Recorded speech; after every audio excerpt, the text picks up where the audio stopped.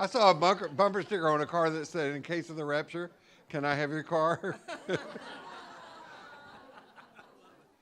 So, regarding the current theme about which I'll say more about in the talk, I hope you stay for lunch today. We've plenty of food and free.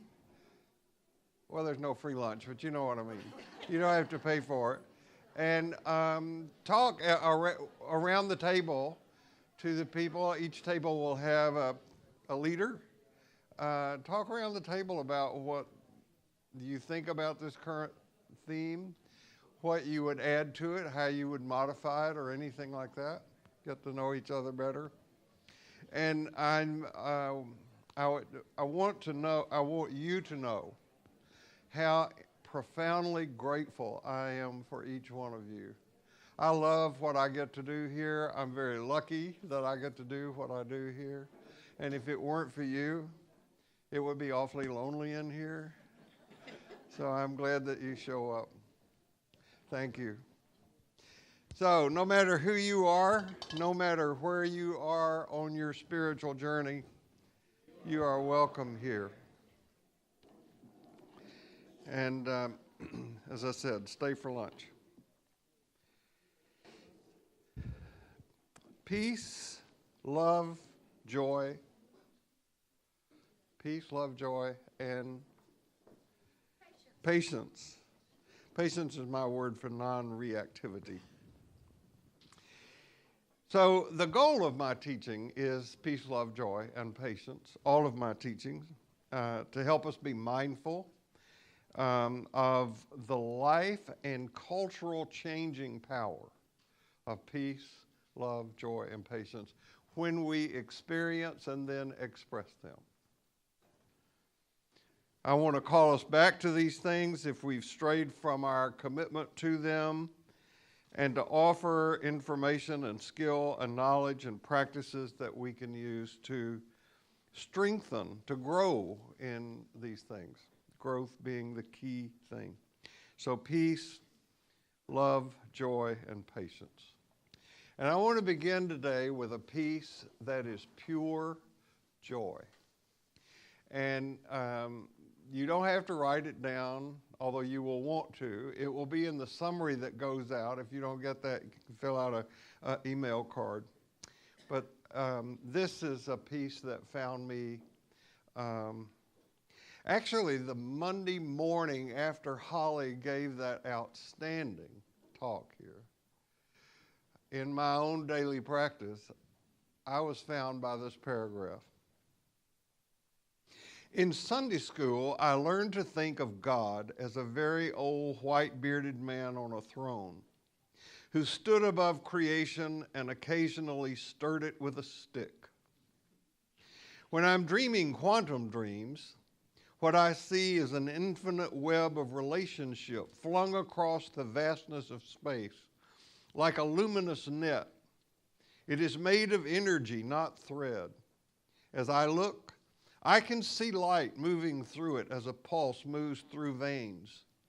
What I see out there is no different from what I feel inside. There is a living hum that might be coming from my neurons, but might just as well be coming from the furnace of the stars. When I look up at them, there is a small commotion in my bones, as the ashes of dead stars that house my marrow rise up like metal filings toward the magnet of their living kin. Isn't that beautiful? So we're going to spend a few weeks talking about God. Not that such an understanding is possible. Our minds can't comprehend God. There was a story when I was in seminary. There were lots of stories about God when I was in seminary. But one of them was about a king who once called all his wise men together and said to them, I want you to go out into the kingdom and search high and low and find out for me if there are angels. Are angels real? I have heard of visitors from the heavenly realm called angels, but I have never seen one. Go find out if there are angels."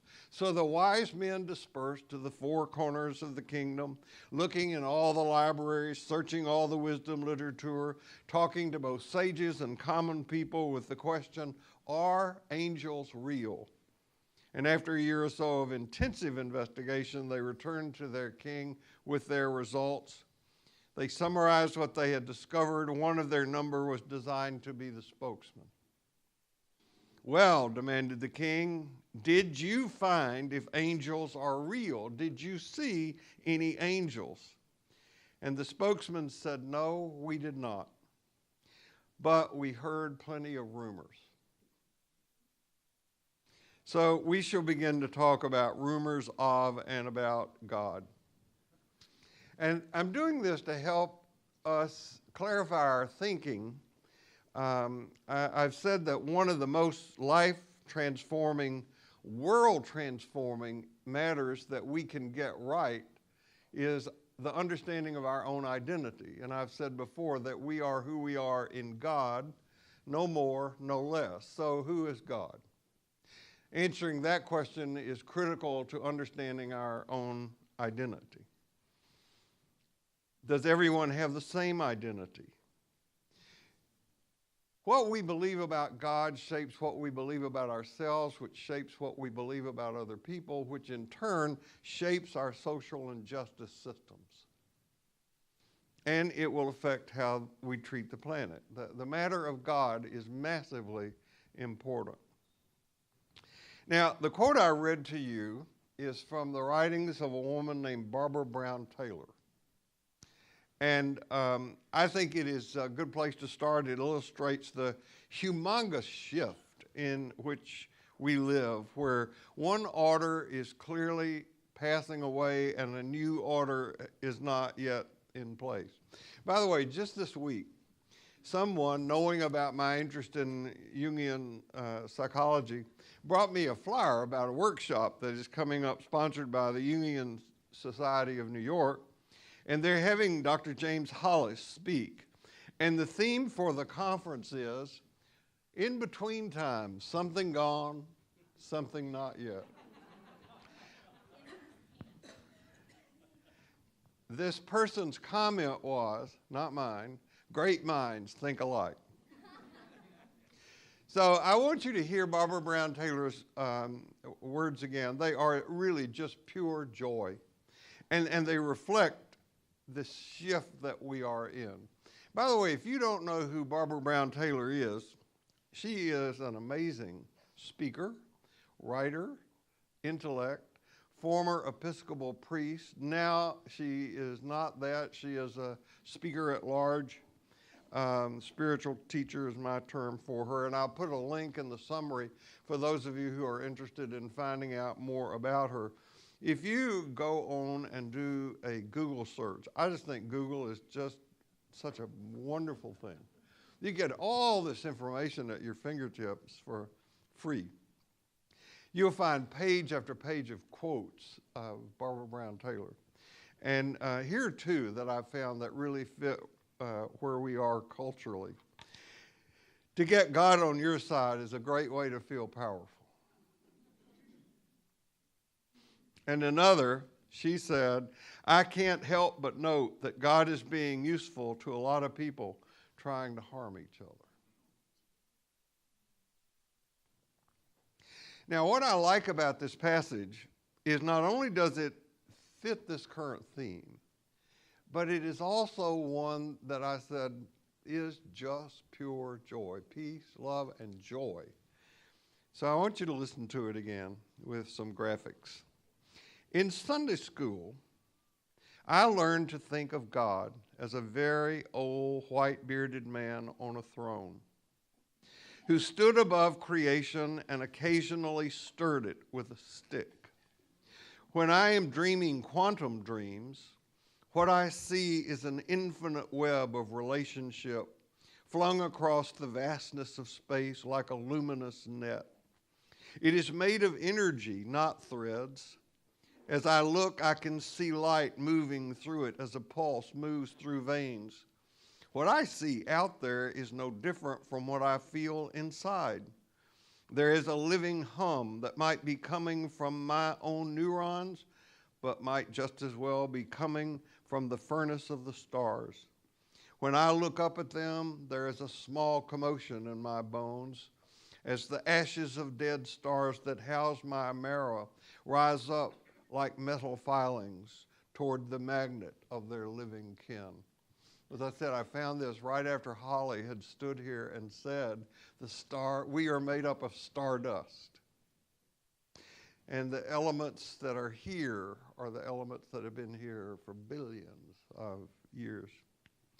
I think this also represents a transition from a naive worldview to one that fully embraces the information of current joy, the full expansion of joy that we have an opportunity to experience. And my hunch is that every person in this room grew up being taught, either explicitly or by osmosis, that God was a larger-than-life, human-like person who lived up in the sky. Now, we might not have had Barbara Brown's way of seeing it, that God took a stick and stirred creation from time to time. But God was like a religious version of Santa Claus. He, always this imagining of God as male, had a list and was checking it twice. He's going to find out who's naughty or nice, so watch out, God's going to get you. I remember as a child watching my brother, who was 6 years older than me and mean to me. I watched him go through his crisis of faith, which in Tennessee meant starting to smoke, and challenge my parents about going to church. And he asked at the dinner table one day that he said, I don't believe in God anymore. And this greatly upset my parents. And my brother, at probably 12 or 13, said, all right, do you think God is all-powerful and can make an object that's unstoppable? And my parents said, well, of course. And then he said, well, do you think God is all-powerful and could make an object that is not movable? And they said, of course, but with a little less certainty. And then my brother said, and what if God got those two things together? And they had no answer. I know that's silly, but children have pre-critical, naive religious beliefs that eventually break down, and what do they put in their place? So what I want to share with you today is some of my own evolving understanding of God. This is my personal God journey, if you will.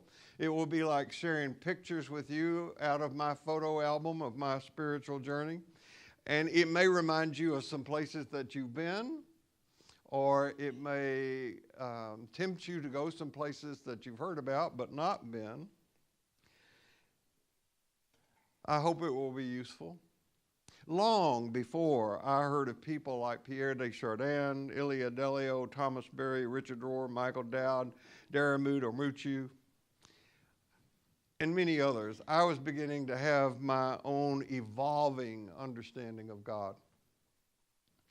Very early in my studies, I was more interested in psychology than in religion or theology.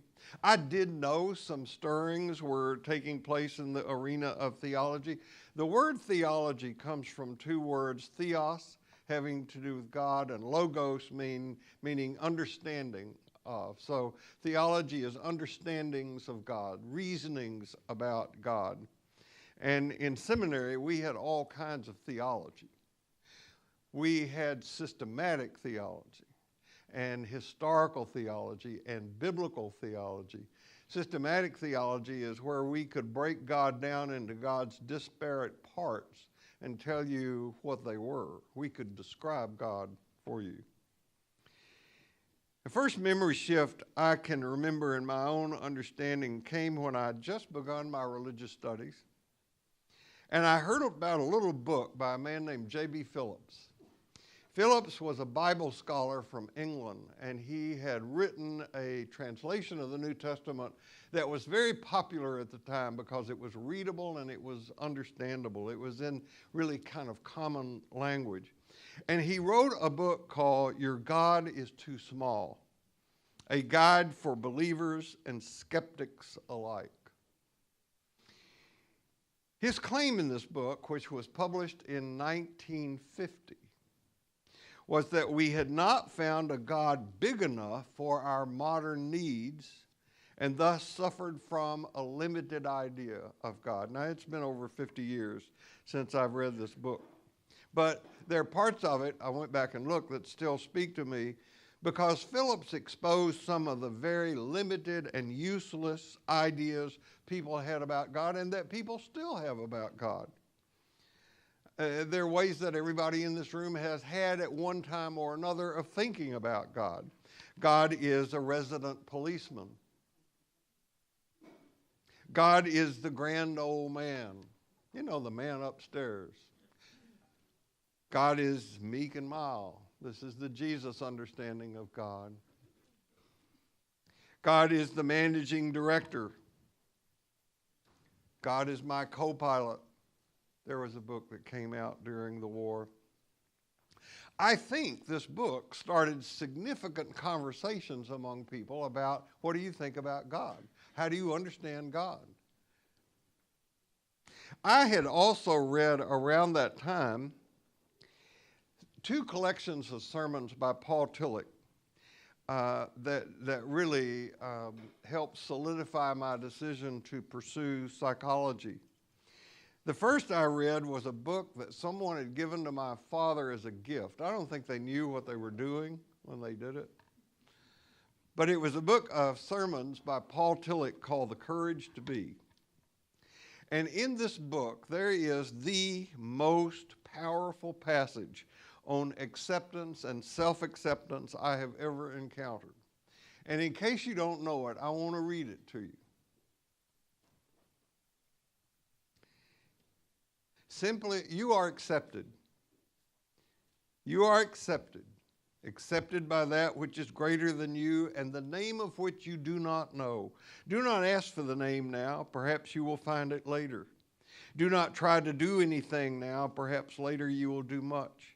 Do not seek for anything. Do not perform anything. Do not intend anything. Simply accept the fact that you are accepted. If that happens to us, we experience grace.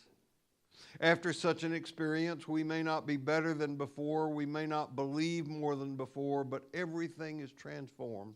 In that moment, grace conquers sin and reconciliation bridges the gulf of estrangement. And nothing is demanded of this experience, no religious or moral or intellectual presupposition, nothing but acceptance. That's a powerful paragraph. And it is true that courage is needed for this acceptance. I can tell you in years of doing clinical work with clients that it's the hardest thing for people to do, to accept the fact that they're accepted. People sometimes say, if you really knew me, you wouldn't like me. And the truth is, if we really knew you, we would love you more. How could you not love what is made in the image of God? This is a profoundly helpful book to me and hopeful in the area of psychology. I could spend a whole class talking about this paragraph. The other book of Tillich's that affected me at this time was a book called The Shaking of the Foundations, and you can see that it's worn. What you may not be able to see that it cost all of $1.25.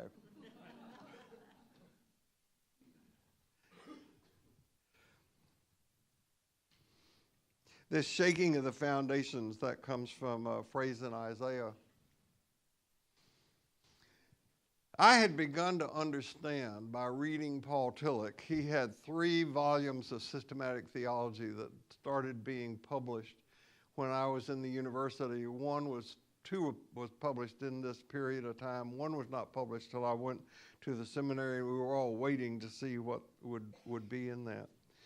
But here is where I began to understand that in Tillich's way of thinking, God was best described as the ground of being.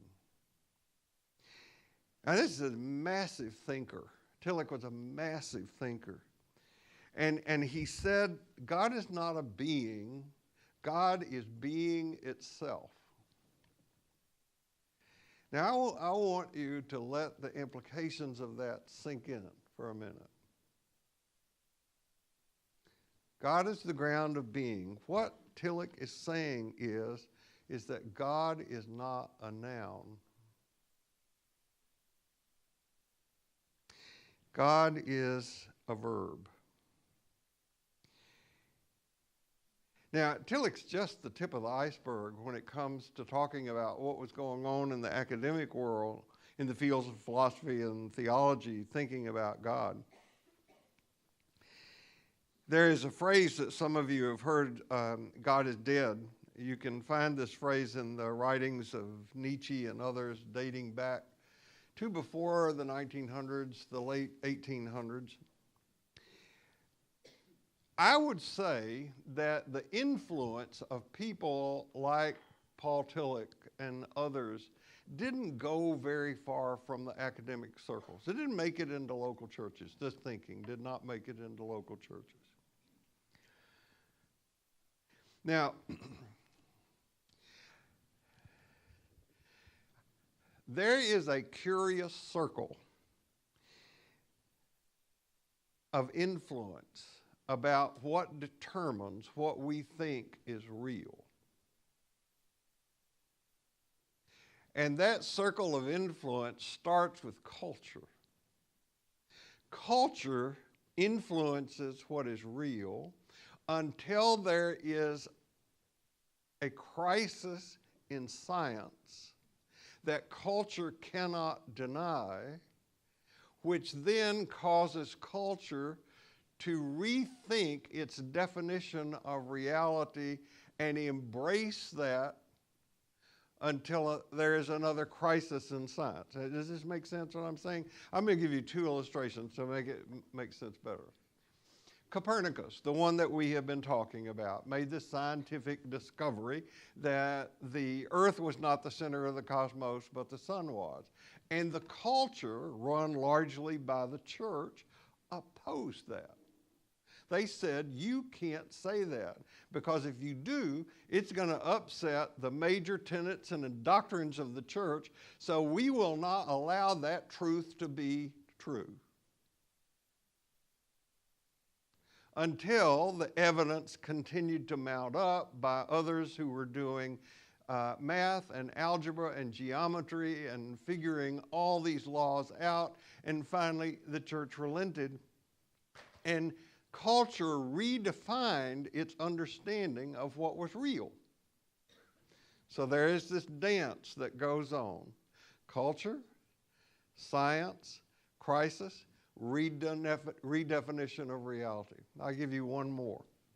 And I could dip into this field in a couple of significant places, but one is the field of medicine.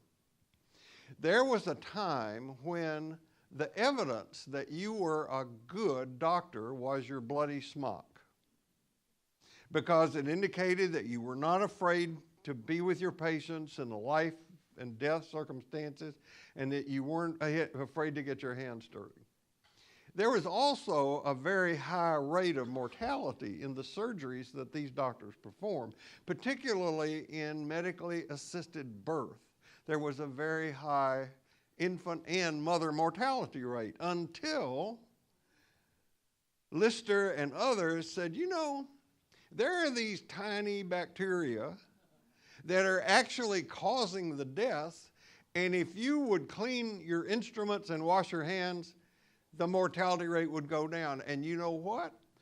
It was resisted because it wasn't real. until the crisis continued to mount and the evidence grew until it could not be denied anymore, and then it began to be true. So there's culture, there's science, and then there is a different understanding of reality. I think this is fascinating. It's fascinating for me to know that reality doesn't change. It's our understanding of reality that shifts. Okay. The culture in which theology or religious thinking was done was not shaped by Paul Tillich. It was shaped by the American culture. This is where the context of religion was being done in the 50s. The religious reality was shaped much more by the culture than it was by the academic community. And an illustration of that is what happened in this culture in the 50s. We rewrote the Pledge of Allegiance to say that the United States was now one nation under God. It would have been more accurate to say one nation under Canada, but we're one nation under God, and we did that to fight off that scourge of godless communism from Russia. That was the reality of that time. Also was that if we were under a nuclear attack, you just hide under your desk and everything will be okay. We're in a time when the consensual understanding of reality is shifting, and it's scaring the daylights out of some people. I came to Houston in 1966 to begin my work and training here, and I had not been here but a few months when Time magazine had on its cover what has remained the most renowned cover in the history of publishing. It boldly asked the question, is God dead? Now, I spent hours trying to find the obituary that was written about God after this magazine came out, and I could not find it. If one of you is lucky enough to put your hands on it, I will read it here next Sunday. It has a lot of great lines in it, like Billy Graham claims, I knew God well, I'm going to miss him. And the Pope saying, as far as I could tell, he was a nice guy. Things like that. It was funny, but I couldn't find it. It's amazing that you can't find things like that. So the 60s came on us, and they were daring times in lots of ways. The country was divided then, just as well as now. There were long hairs and hippies on one hand and hard hats on the other. That's how they were characterized. It was a time when all sorts of things were called into question. During this time, I was personally introduced to Harvey Cox at Harvard. Harvey Cox's book, The Secular City, was the rage at the time. And a lot of people read that. A lot of people were upset with the church and wanted it to be more progressive. There were a lot of books about church change at that time. Somebody wrote a book called The Comfortable Pew. And then there was John A.T. Robinson's book, Honest to God. And then Cox wrote another book called The Secular City. And I read all these books, of course, and once preached a sermon, the title of which I gave, Going from the Comfortable Pew to the Secular City, Being Honest to God. So Cox took a liking to me and got me a scholarship to attend Harvard to do postdoctoral work in psychology and religion. And it was there that I sat in James Fowler's research group on faith development, stages of faith. And I think it was there in 1972 that I formulated for myself, and you'll have to formulate this for you, that the primary purpose of life after we have met the survival needs and the security needs is psychological and spiritual growth. That we are to be involved in a process of growing. And if you do that, how do you measure it? How do you know? This is our life work, I think. So during this time, I got to meet Robert Bellah, whose work on civil religion also called into question our understandings about God. I'm going to oversimplify the matter. What Bellah was talking about when he talked about civil religion is, what God is it that is referenced when at the end of the president's or a politician's speech they say, "And God bless America"? Which God is that? What God is that? Or what God is it that is prayed to before football games at Friday Night Lights?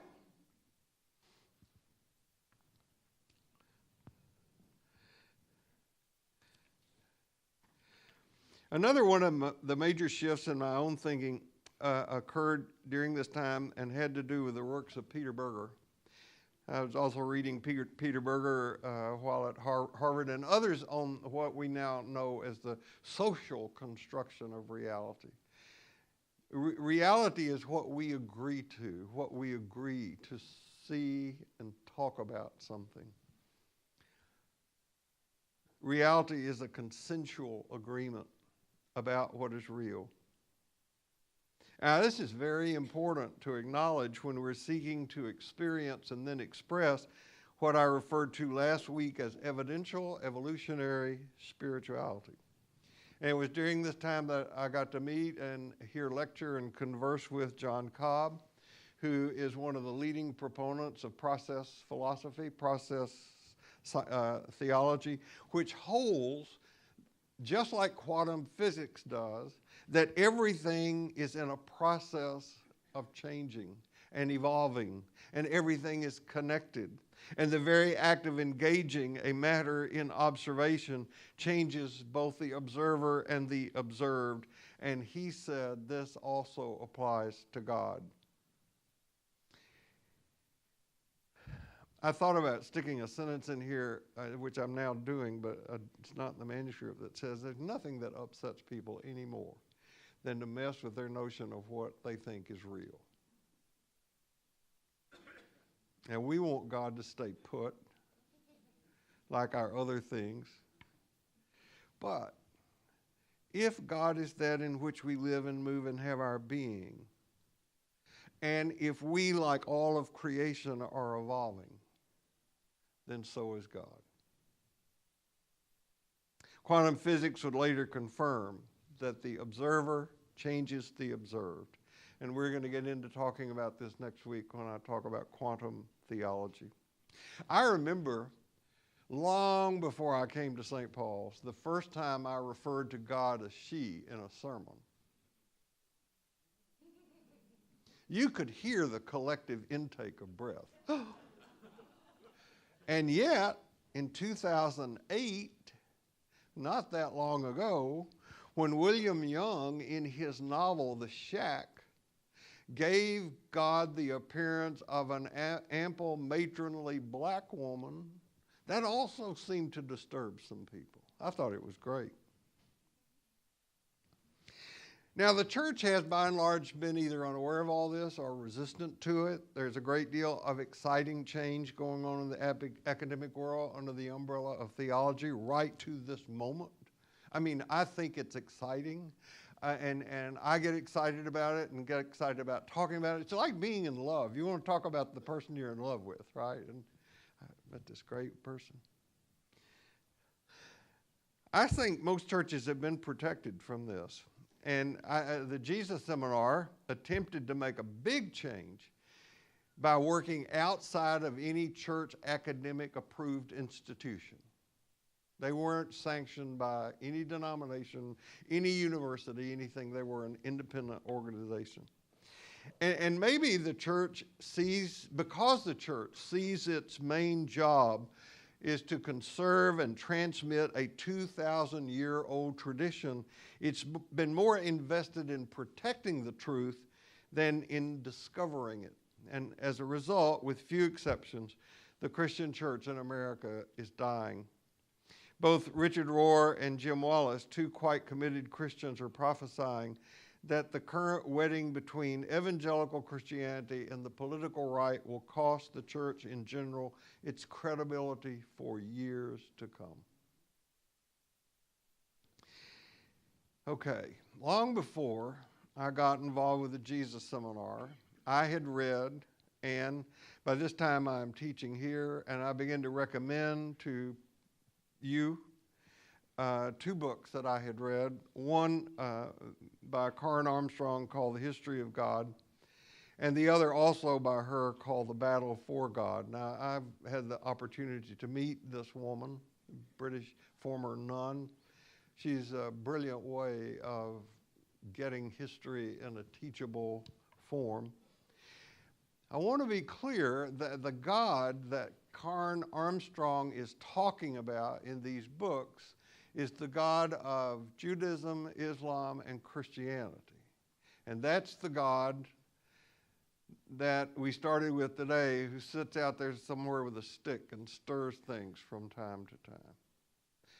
That's the God she is talking about. She's not talking about this God that I'm trying to get us into, but it's very helpful to know what she says.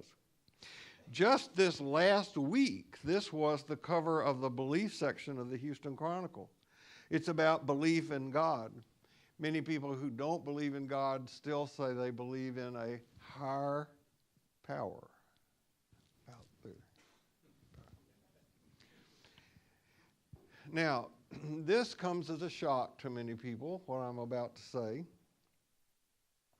This understanding of God presented in Karen Armstrong, presented in mainline Christianity, Muslim, Jewish understanding of God, a male, always a male, who lives high above the earth in a heavenly realm, did not exist in human consciousness until around 10,000 BC. We'll talk about prior to that next week. But God is a human construction, like all of religion. How did it get to be that humans, in understanding God, located God up, male and warlike? Okay. Well, it happened when the world community shifted from being hunter-gatherer community to being agricultural community. And we'll talk more about that. So I'm just sharing with you today pictures of my own God journey. I said it might remind you of some of your own journey, offer suggestions to places to visit. Why is it important? Of what relevance is it? Or should it be? And there are many answers to these questions, and they're going to make up the content of my talks for the coming weeks. I think we live in an exciting time. I mean, it's an exciting time out there, right? It's a combination of a Russian spy novel, a political 50 Shades of Grey, The Matrix, a television game show where you have to guess if doom and gloom or hope are behind door number 3, a combination to tell the truth, everything combined. And like in the Wizard of Oz movie, I keep thinking somebody's going to pull the curtain back. I want to see what's really going on. I hope to live to see the end credits. And then maybe go out for a drink and talk about it afterwards. I do confess I am concerned for the future of my grandchildren if we as a culture keep doing what we're doing. Now, whether you're on the political right or a political left, we're in a new ball game. And most of us are not quite sure what the rules of this game are. I think as people who seek to experience peace, love, and joy, and patience, it's our job to gain clarity on what we mean by what it means to be a person of faith in this time, so that we can make a difference. Now, this is one of the things that quantum physics teaches us, is that you make a difference. By what you think and how you behave, we make a difference. Last week, I shared with you that my current understanding of what it means to be a Christian is that a Christian is a person who enthusiastically embraces the goal of living a life that reflects the values that grow out of a knowledge of and trust in the God of Jesus. That's what God is important. And Jesus leads us to a life that crosses all kinds of boundaries. There are no boundaries. And we live in a culture that is concerned about drawing lines and creating barriers. The life of Jesus, following Jesus, is a life that faces forward, not back. We're not going back. That's entropy. There may be a desire to go back to what we imagine to be a grander time ecclesiastically or politically, but it won't happen. Evolution is pulling us forward. Right? And we must have faith in the God of evolution who's pulling us forward. And you can see that kind of life lived out in the call of Jesus to follow me. Where to? I don't know, but come on. That's why it takes faith. Oh, what is faith? Faith for me is the radical openness to the truth, wherever it may come from, whatever it might be. A friend of mine who was Jewish and who just died this past year, a couple of years, we talked on a really regular basis, and he was both ethnically and in practice a very devout Reformed Jew. And he gave me a book a few years ago that is still at my bedside. I read a little bit in it every day. It's a book by the great Jewish rabbi, thinker, philosopher Abraham Heschel. And the book has a great title, even though it's sexist. It's the title is God's Search for Man. You know, we might call this talk Man's Search for God, but it's really the other way around. Allowing ourselves to be found. This is what Heschel writes in this book. Religion declined not because it was refuted, but because it became irrelevant, dull, oppressive, insipid. When faith is completely replaced by creed, worship by discipline, love by habit, when the crisis of today is ignored because of the splendor of the past, when faith becomes an heirloom rather than a living fountain, when religion speaks only in the name of authority rather than with the voice of compassion, its message has become meaningless. Faith is a radical openness to the truth, wherever it may come from, whatever it might turn out to be. There is a word that has started popping up in the newspapers and in various other media today. The word is the one used to tell us that we can't always believe what we see or thought was true because we live in what is called a post-truth era. So we're greeted with things like alternative facts, fake news. Post-truth is the truth that is based on emotion, preference, allegiance, tribe, and grievance. It is not based on facts and evidence. What we're moving into is not just a new set of facts, but a new way of thinking. We live in a time when we do not simply have more tools in our toolbox, we have a chance to see reality differently. Much of what is destroying this planet and those of us who live upon it is the result of a lack of education. This leads to something people think is true because of those post-truth things, but it's not based on evidence. The massive ignorance that leads people and nations to think that the best solutions to the problems we have is killing each other, having a bigger military, is the result of incorrect knowledge. If we could teach that each and every person is of the same stardust essence, perhaps we would stop the killing and the hatred. Now, having said all of this, as much as we need rational thinking to dominate the conversations that would benefit us all, rational thinking is not the only or even best way of knowing. While it's certainly helpful, even essentially, the critical mind can't fully comprehend the most meaningful issues in life. I'm talking about God, love, sexuality, grace, suffering, death.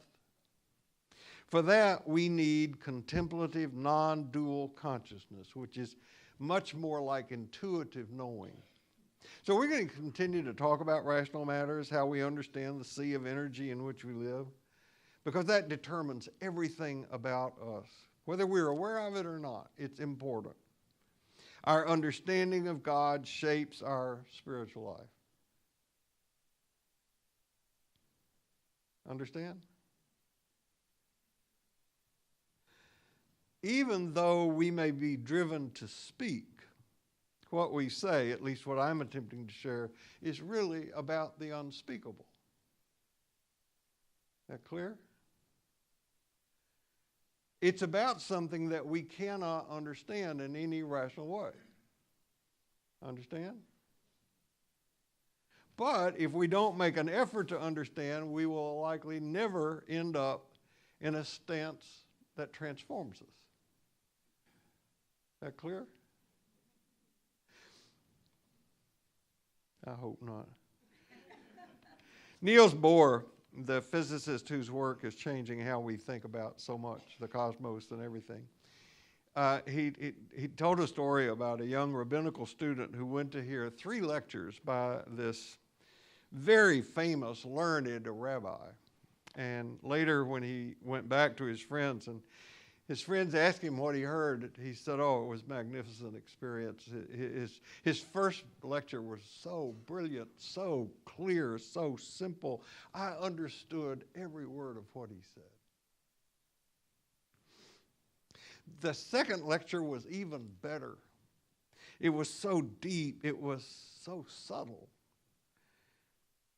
I didn't understand very much, but it was clear that the rabbi did.